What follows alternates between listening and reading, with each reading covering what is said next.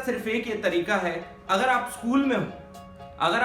में हो तो देखिए, एक जो बेसिक एजुकेशन होती है 12th तक, वो तो आपको जरूर करनी चाहिए। ये नहीं कि आपने स्कूल से ही ड्रॉप आउट कर दिया और बिल्कुल करने लग गए, क्योंकि उस टाइम हमारा दिमाग छोटा होता है, अवेयरनेस कम होती है, तो समझना कि मैं क्या अच्छे से कर सकता हूँ बड़ा मुश्किल होता है। इसलिए 12th तक तो आप कर जाओ। लेकिन अगर आप कॉलेज में हो और आपकी स्कूल एजुकेशन फिनिश हो चुकी है और आप ये देखना चाह रहे हो कि मैं किस काम में अच्छा हूं, मैं क्या अच्छे से कर सकता हूं, तो देखो, आपको कहीं ना कहीं पता होगा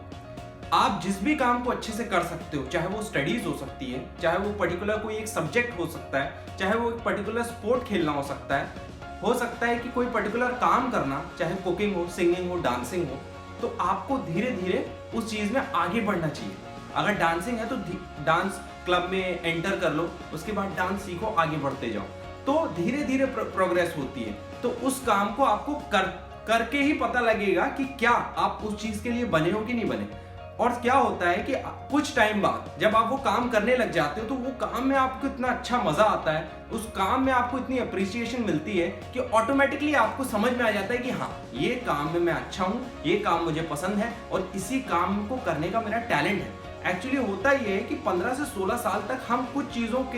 को सीख जाते हैं ऑटोमेटिकली हमारे इन्वायरमेंट के हिसाब से, और वही चीजें करने में हम माहिर हो जाते हैं। अब चाहे तो वो